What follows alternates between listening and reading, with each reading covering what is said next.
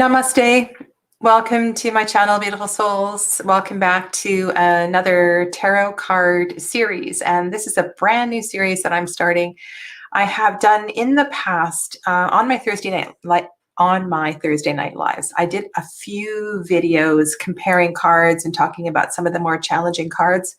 But I thought I would revisit this topic and come back to cards where a lot of people have a challenging time understanding the difference in the energy between two cards with very, very similar meaning. And today we're going to start with the Six of Swords and the Eight of Cups. If you have a couple of cards that you would like to be included in this series, it could be a 3-card or a 2-card comparison. Please put that into the comments below, or you can enter it into the chat and I will make a note of it and make sure that gets included in a future Tuesday morning card combo series.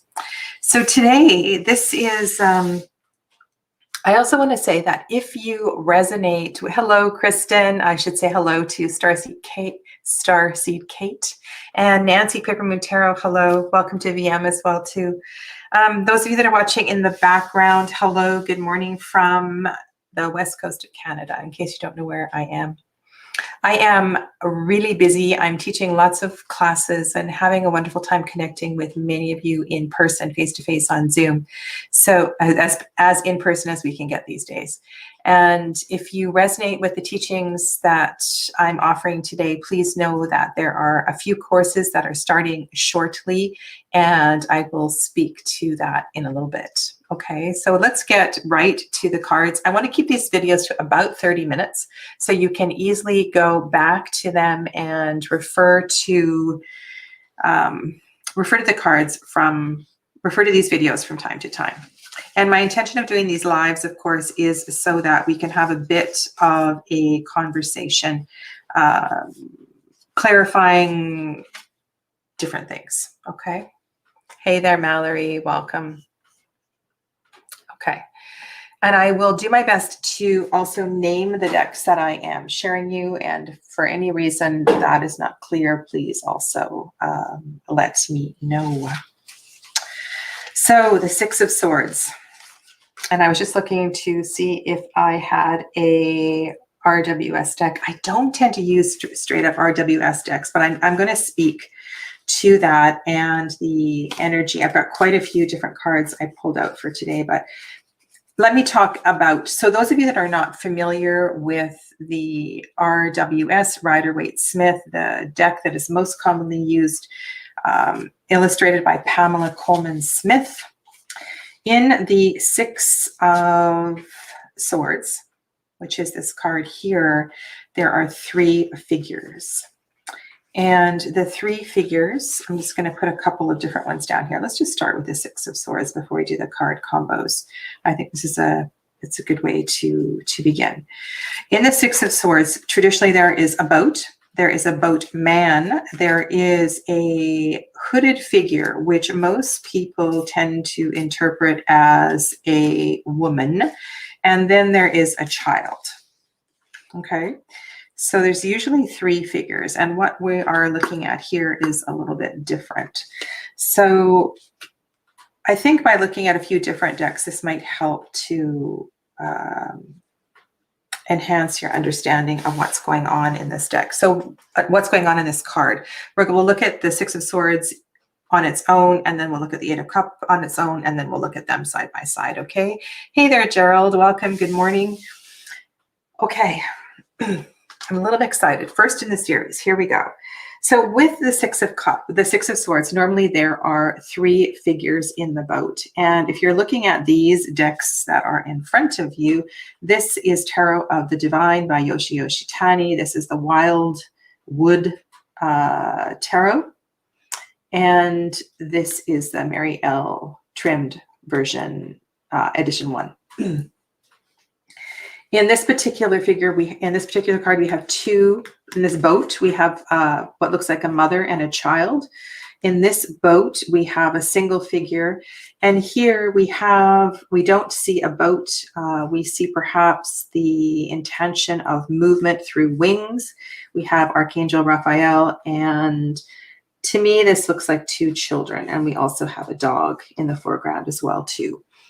What I want to get you to do in the Six of Swords that you are looking at this moment is to look at how many people are in the card and to ask yourself or ask the querent, who are you? Which figure in the card are you? If you are looking at a traditional card that has a boatman, are you the boatman that is guiding the journey? Are you the mother? Are you the strong feminine figure that is guiding the journey?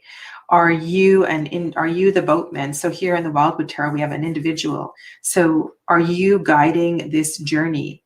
Or are you on the receiving side? Are you on more of a nurturing side? Are you the child? Or in the case of a traditional Six of Swords, are you the person in the hood who is being guided by the boatman? And I think this is a really important question, is to understand which figure the querent is, or which figure the querent identifies with. For the most part, in all of these cards, we have a journey over water. And just some really, really basic symbolism. We need to talk about what that means to travel over water, and what does water represent? Okay, and no people. So yes, so often so if I think of the Spacious Tarot, or I think of, there are several decks that don't have people in it at all. So that is another, to look at the elements is going to be really important as well too. Working with decks without people, sometimes that is an invitation for you to step into the image and to figure out where you are in the image. Okay, so that's a whole other thing. I didn't include, I will make sure that in the next video that I include both, I'll make sure I bring out an RWS as well as a deck that doesn't have any people in it, so that the images are kind of, so I can speak to that as well too. Water represents the subconscious, the unconscious. It represents, to me, it's more the subconscious. It represents the emotions. And it represents, generally speaking, anything associated with lunar, divine, feminine energy. Okay, so we want to also look to the turbulence of the water, or how emotion or how feelings are being. I had one other card here that I wanted to put up for you. Here, so this one doesn't have water, this one doesn't have water, but I want to ask you how the water is being represented. So generally speaking, in a card like this, water will be represented in some way. Through, in this one, we see a lot of the flow of the paint. The swords kind of appear to be dripping paint. So even though we don't have water, we have that watery feeling to the card. There's a lot to the water, and I am an intuitive reader. So one of the things that I always pay attention to is, what is the unique quality that an artist is bringing to the image? And is there a layer that I can learn from this particular deck creator? Okay, so water is hugely important. The people, or the absence of people, is important. The destination and the point of departure, I think, are also an important thing to look at. If you can see where in the card the figures have come from and where they're going to. Generally speaking, in the Six of Swords, we're moving toward the light. And in this particular card, it's really ambiguous as to where we're going. There is it's a sunset here, so we're leaving the end of a day. We also have the full moon energy here. This is a very, very powerful card with an individual guiding his own journey in a swan boat. So you could also look to how the boat is constructed. Kristen mentioned that she had a hot air balloon. So what does the vehicle represent for you? Do you identify with the vehicle? Does the mode of transportation represent something for you? Okay, so with this one, with the transportation, and I like to use that loosely, via the energy of the angel, feels very, very different than a boat. But remember, these journeys are not necessarily physical journeys. They are internal journeys. They are part of the soul experience. We are souls having a human experience, and this aspect of, especially the journey cards, I feel are very much an internal shift in our frequency. Okay, so those are a few things that right off the bat to look for, especially if there's changes in individual cards. The next thing I want to say is that this is a 6. This is a magical number. 6 is connected to the center of the tree of life. It is a number that represents balance and harmony and love and beauty and peace. And so within this particular card, there is a letting go. And through that letting go, there is, there's just a beautiful permission to be guided. And I feel in this card, and if you look at a reading and there's other surrounding cards that resist this card, you know that that's something that you need to work with. But if you can be guided, if you can allow yourself to be guided, this is a very beautiful card that sits in harmony with the number 6. And so really reflect on that. If there are other 6s that come up in the reading, or other 3s or 9s, to really look at the energy of that, okay? Because that's super important in this card. When we go to the 8s, we are still in an even number. So know that 6s and 8s are both receptive numbers. Just let me pull out a few cards here for you. The even numbers tend to be receptive numbers. Now, this pattern does not perfectly follow. Oh, I had another one. That's okay. I'll show you in the next series. The receptivity and the activity of the odd and even numbers it's not always easy to see, but generally speaking, these two cards are receptive. And so what does that mean? It means that supports the internal journey. It means that these are cards of contemplation. And yes, of course, on a mundane level, both of these cards can refer to travel, physical travel, geographic travel. So of course, every single card can have a mundane and a spiritual quality. And depending on the question that was asked, depending on the surrounding cards, that will guide you to which way to take your language around the reading. So with the 8 of Cups, one of the obvious differences in most cards is that we don't have a vehicle. There is an absence of a vehicle. Okay, so we are on foot, generally speaking, and there is movement away. I believe VM was talking about direction. Let me go to... there's a couple of really good comments here I want to just go back to, because I think this is important for those of you that don't have a lot of decks. These are some decks that you can pull out. Mallory is looking at pagan other worlds, so no people as well. The water always stands out to me in this card, though. So that's referring to the 6 of Swords. And then Kristen says, 2 people in the boat for Game of Thrones, but the guest is facing toward the rower, not away. Isn't that interesting? So the facings in cards can tell a lot.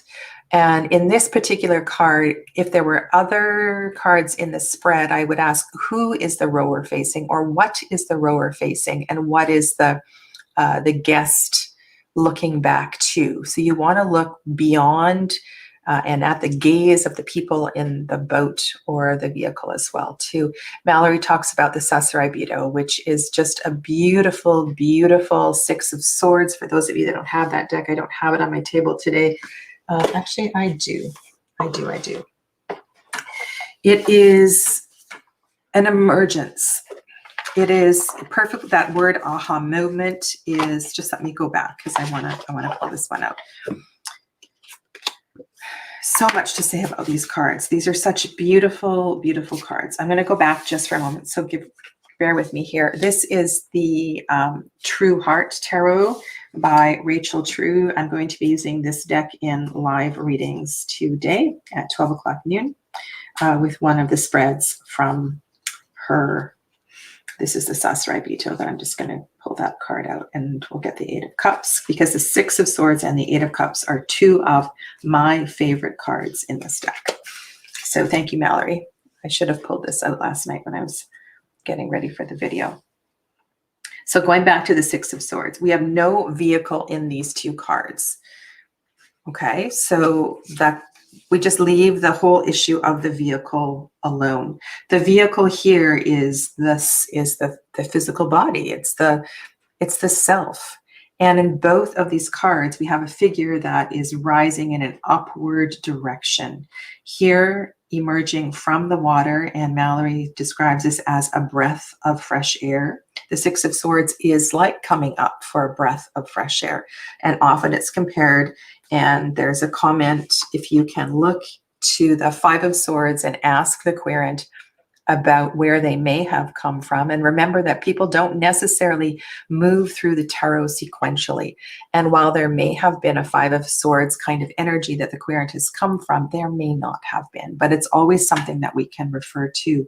And so this breath of fresh air, this movement up and away, feels like it's so beautiful. It's so light.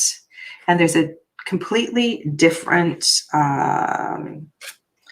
energy with these two cards, for me anyway. And this is personal. I want you to know that what you see in the cards and what I see in the cards is it's perfect for the situation that you are reading for. Okay, it's not a matter of who is right and who is wrong or who is interpreting better than the other person. This is a very unique experience. We need to lean into our intuition. We need to trust what we're feeling in the moment. But for me, these, the True Heart Tarot, the Sasarai Bito Tarot, feel a lot lighter and moving a lot more into surrender than this particular card here. I feel the courage. I feel a whole lot of courage in this card of leaving something behind and moving on to the unknown. The other thing about this particular card is that in a more traditional image, we see where they are rowing to, and it feels like a shorter journey. It doesn't feel so long. These two cards, on the other hand, feel very, very much like a spiritual journey. In the Wildwood Tarot, we don't see the destination either. We don't know where the person in the card is moving to. Right? So that is something to pay attention to. There is no one way to read any of these cards. Okay. Beautiful comments. Thank you all for chiming in here. I am going to go back now to the Eight of Cups. I just wanted to pull out the Sasarai Bito because it is really something. Okay, so the Eight of Cups. Generally speaking, there is no vehicle. And I did pull out the Sasarai Bito here as well too. Eight of Cups. Let's start with these three. The other thing to look at in your card is, are the swords, we'll come back to that one. So in this one, there is no vehicle. There tends to be a moon, usually. Unusual that this one is in the daylight. So you want to look at the time of day also that you see in the card, and how the cups are stacked may also speak to you deeply. Are they stacked in a way that creates a pattern? Does the pattern that the cups are stacked in mean something to you?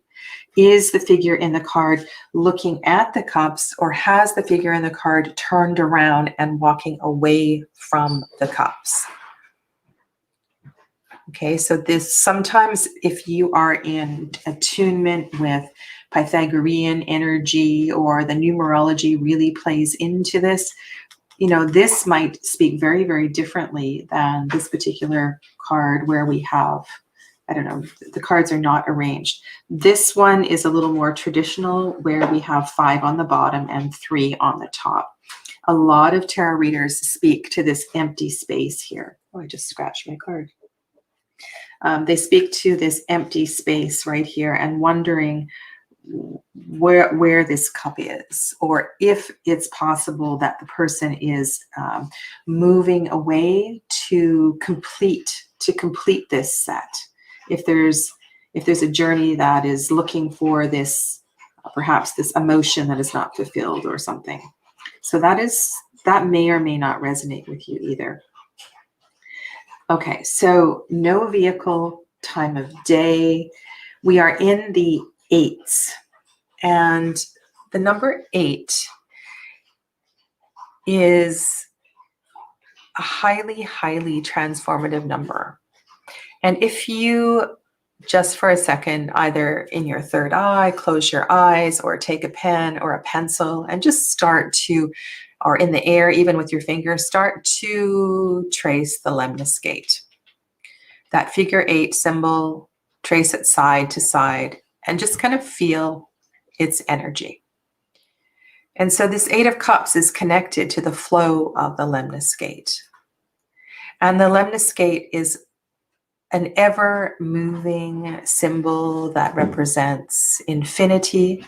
It represents a recycling of energy. You notice every time you come back to the center, you touch a point that you have touched before. And so the energy, I don't believe one side repeats the other, but each time you draw it and you wrap around, we kind of come to this new level. And there's this really beautiful energy with the lemniscate that I encourage you to find within every single one of the 8s. It's a deep, deep, deep inquiry. So that is one thing about the number 8. And if you are interested in diving any deeper into any of these topics, we're going to go into this. I'm just going to do a little plug right here. So on May 11th, I'm starting another series, and this series is going to be 22 weeks long.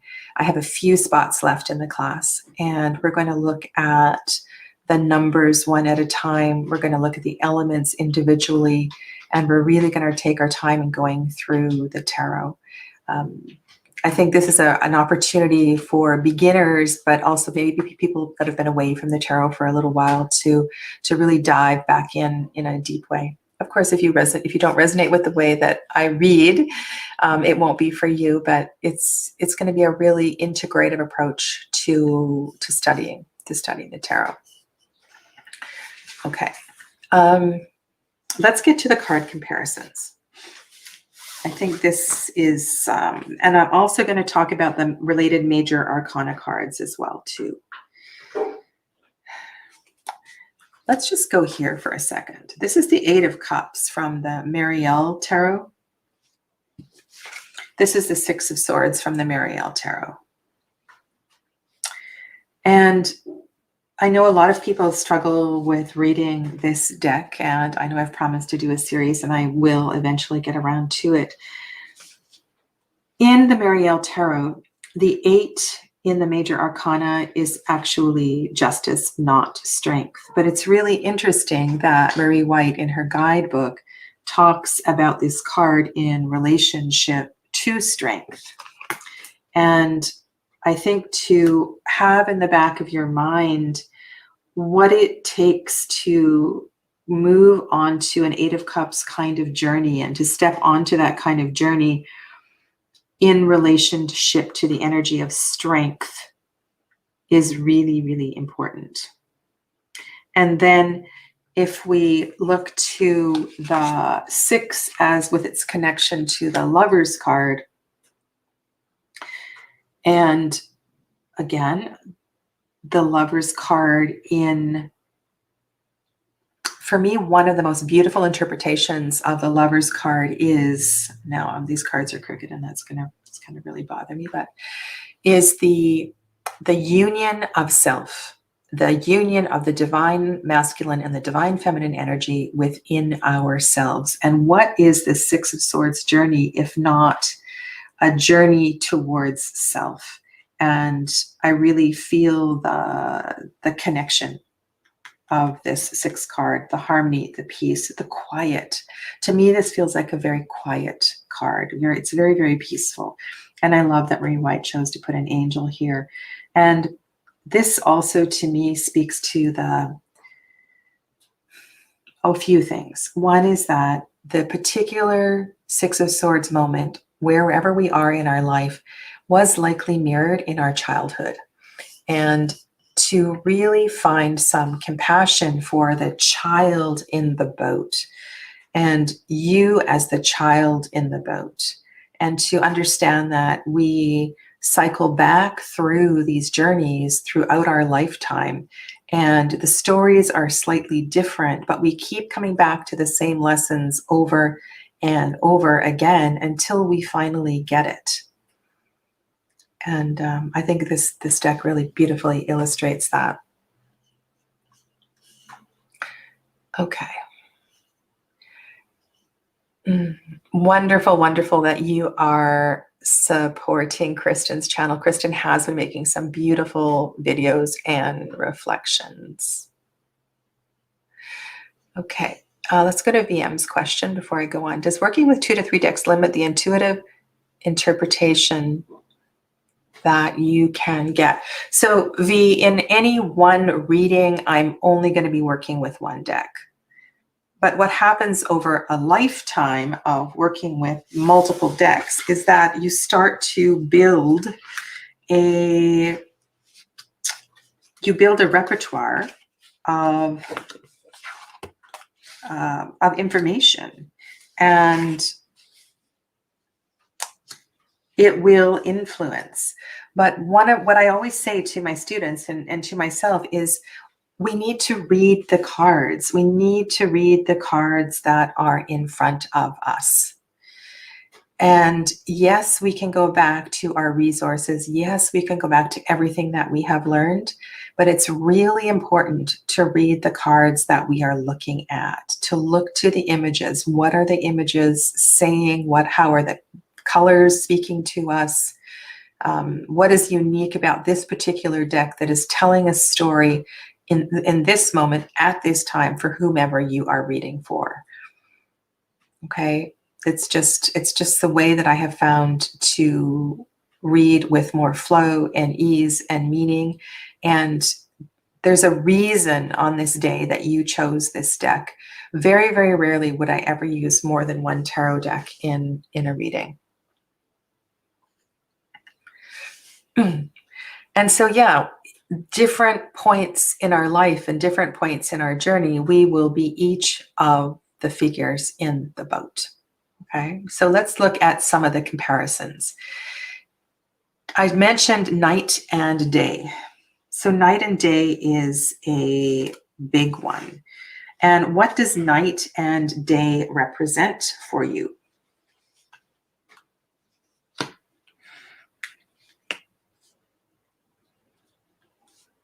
What does night and day represent for you? Why is the 8 of Cups generally at night?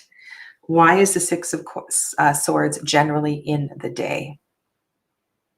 And to me, I want to look at the surrounding cards. A lot of people speak to the energy of the moon in this card, and does the particular moon phase that is represented affect the energy of the card? And to me, the answer is definitely yes. Without a doubt, yes. We also have a planet in this particular card, and you see how this path is touching the energy of the planet. So maybe you are aware, you feel that this planet represents, for example, Jupiter, and you have some information about that because you've studied astrology, or you connect with that particular planet, or you just know that Jupiter is a big planet. This is a big energy and a big intention, and also it's connected to wisdom and the guru and a teacher. And so whatever you whatever you feel. This might not be Jupiter for you, right? It's not really a Jupiter color, but this to me, this feels very Jupiter kind of energy. A lot of the time in this particular card, people feel that the moon is an eclipse. And I often get asked, well, what does it mean that it's an eclipse? In some decks, it really looks like it could be day or it could be night, or it could be that moment between night and day where you see the moon in the daytime sky. So early in the morning, or sometimes later in the evening when the moon rises early, we do have the moon while it is still light outside. And so pay attention to the day and the night, because that is... you'll get more information from the surrounding cards. But remember, in the night, we can't necessarily see clearly, right? The energy of night feels more connected to the subconscious.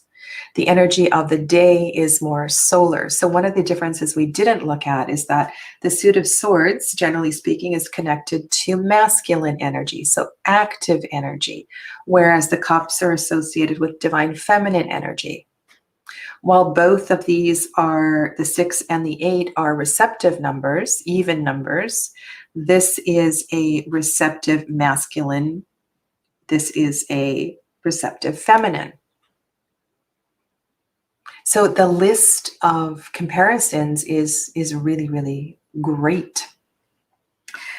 Next, I want to go to this question about taking the swords with you. Now, in this particular card, the swords are being left behind as the figure rises up. Usually the swords are in the boat, and the swords become part of the journey. And the individual, the querent, is taking whatever those swords represent with them on the journey. Once in a while, there's a one sword that's left behind, and there may only be 5 in the boat. I think that's a really cool notion. But look to that, because the baggage is being carried in many, many of the 6 of Swords, whereas in most of the 8 of Cups, the baggage is being left behind, or the treasures are being left behind. The favorite teacups, the inheritance is being left behind. The cups are being left behind. And that speaks volumes. It takes tremendous courage to leave your possessions behind and move forward. Okay? The other thing about the 8 of Cups for me really feels like that experience where one decides, okay, I'm going to release all of my material possessions and go and live in an ashram. That's another variation it feels like to me. It's time to, or perhaps it's time to leave the home that I grew up in, or it's time to leave the home where I raised my kids. I'm in this large home with a bunch of rooms, and I don't need this. Right now, what I need to journey for myself and to leave my material possessions behind.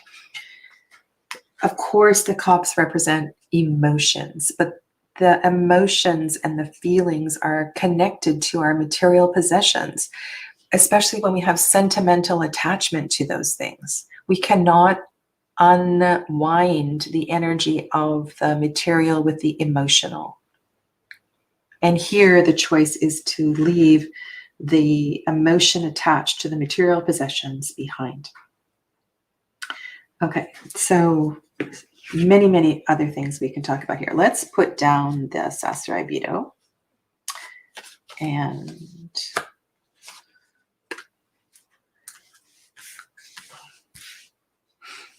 I will, here we go.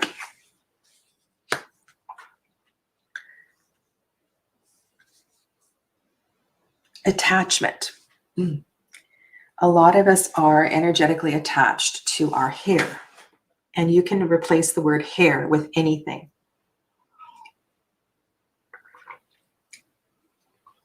What happens when we cut off the hair? What happens when hair is old. Long hair is old. It takes ages to grow long, long hair. This is not rocket science, what this metaphor means. It's Stacia Barrington's interpretation of this Eight of Cups is extraordinary, as is the Six of Cups. And also kind of look to the body language of the Six of Swords in this one. So here the heart is open. She's looking up. The throat chakra is open. Of course, Sadhana is going to go to chakra associations. Here we go. Ready? Throat is open. She's looking up. Her gaze is up towards perhaps, I'll use the word heavens, right? Her chest is open. Her hand is on her chest, touching the heart space.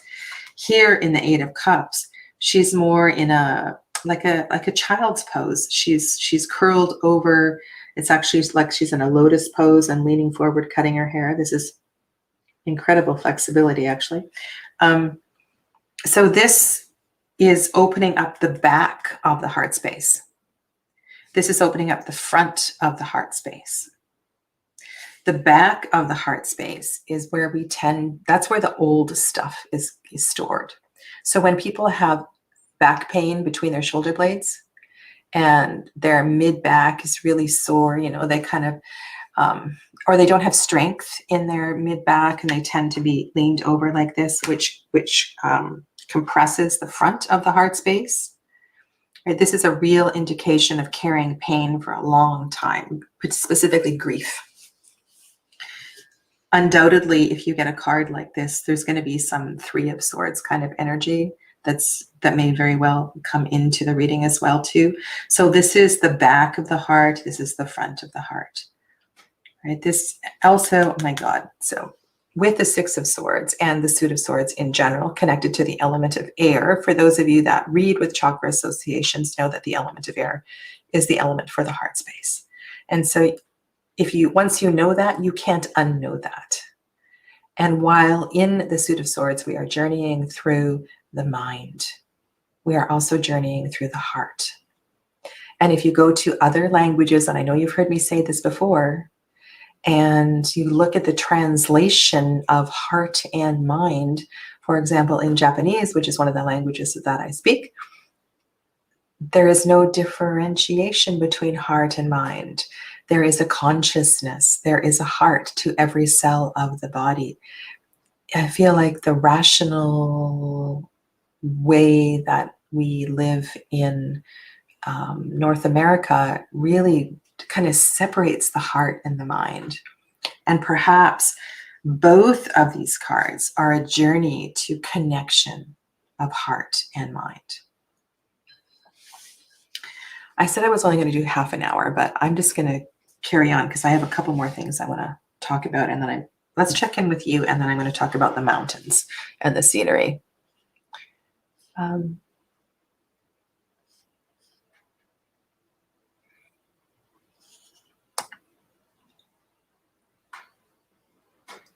Yes. After divorce, a lot of people shift their hairstyle. After death.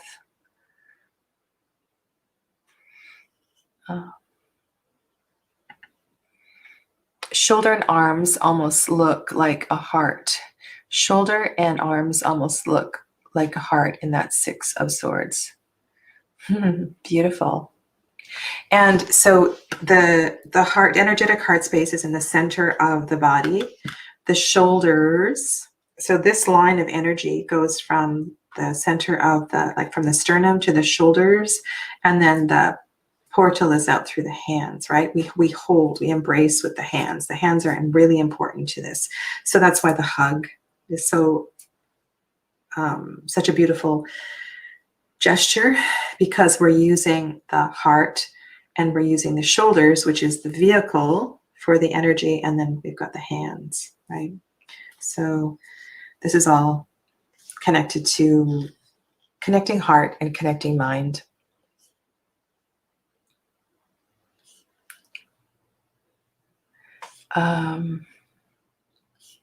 Okay. Last thing, and there's so many, many more, but I hope that this is getting you to really take your time. Really take your time as you explore the energy of these cards, because I think the more we pause, the more we take time to reflect, the more we can pick up. So let's go back to this one. And I'm going to speak to a straight up RWS because that. Okay, let's go back to this one. Okay, this is Painted Tarot, by the way. Sophie McKnight. Tarot of the Divine. True Heart. Tarot of the Divine. Mountains. I want to talk about the mountains and what the mountains represent, or what the landscape represents. Notice in the Six of Swords, we have hills usually. They don't appear to be too high. Whereas generally speaking, in the Eight of Cups, the mountains and the journey through the mountains is, it's a big journey. The mountains perhaps represent the subconscious. They represent the obstacles that we are facing. I mean, there's so many beautiful metaphors for the mountains, but we're ready to climb that mountain. And remember, I was saying how I feel the Six of Swords is a lot softer. It's a lot gentler. Even though this is a masculine suit, I feel the gentleness of this. There is a receptivity to this. And I feel this is so very, very intentional. And I want to ask the Aquarian, what is your mountain? What is your mountain? And what is the mountain that you are climbing? Because the metaphor of the mountain feels really, really important in this card. And I think that is the key to unlocking what the querent is not saying. So, and also to really, really pat them on the back in either of these situations for having the courage to move forward on this journey. And in this case, I would use the word courage. There's also a lot of courage involved here as well, too. Depending on if the swords are in the boat or not, how it's depicted, the conversation around attachment is also significant to me. Okay, that is anything else I want to say today. I'm just going to quickly look at my notes.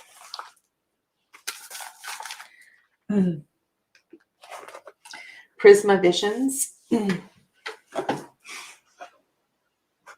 I have this beautiful book right here. So Andrew's referring to, I can zoom out a little bit. This is a beautiful book. This is the book that I got with the Cosma Visions.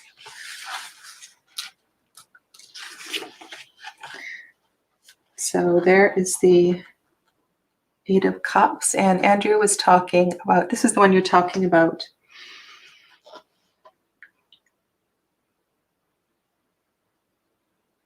The figure in the Eight of Chalices is leaving it all behind. He stares into the mist, not knowing where his path will lead him, but knowing it's better than where he is now. He leans on the chalices for support. So it's like that, it's like that pause before you go. He leans on the chalices sorry, I can't read sideways, for support, depending on his emotions and intuition to guide him safely through. Heaving a sigh, he walks ponderously into the unknown. Beautiful. Okay. I hope that is a little bit of food for thought to kind of work with these two cards. And I'm going to come back next Tuesday and speak to another pair of cards. So please go ahead and in the comments below or in the chat now, you can message me. Let me know what your requests are. I'm also going to put a poll into my community page to get to start a list going with all of this, but I'm just going to quickly see if there's anything that I want to say.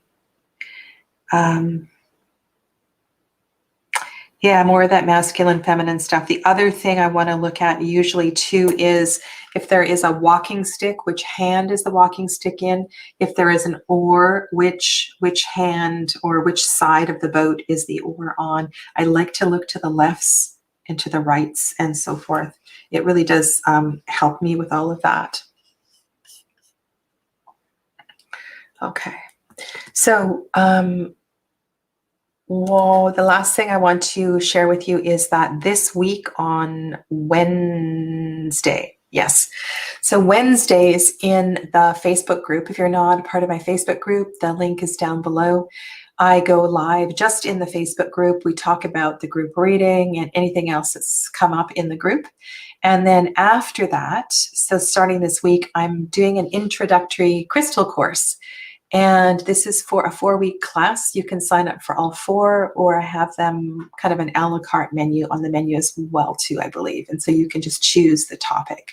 And this is a very kind of, it's a practical approach to the crystals. Of course, there will be esoteric layers as well too, but you can join in, you can purchase, go to the link that I just posted in the chat, and then you can sign up for that and get a link. And you can have any number of crystals in front of you. I'm going to send out the class PDF the day before. So most of my classes, you get the information afterwards because I like to edit it depending on what happened in the class.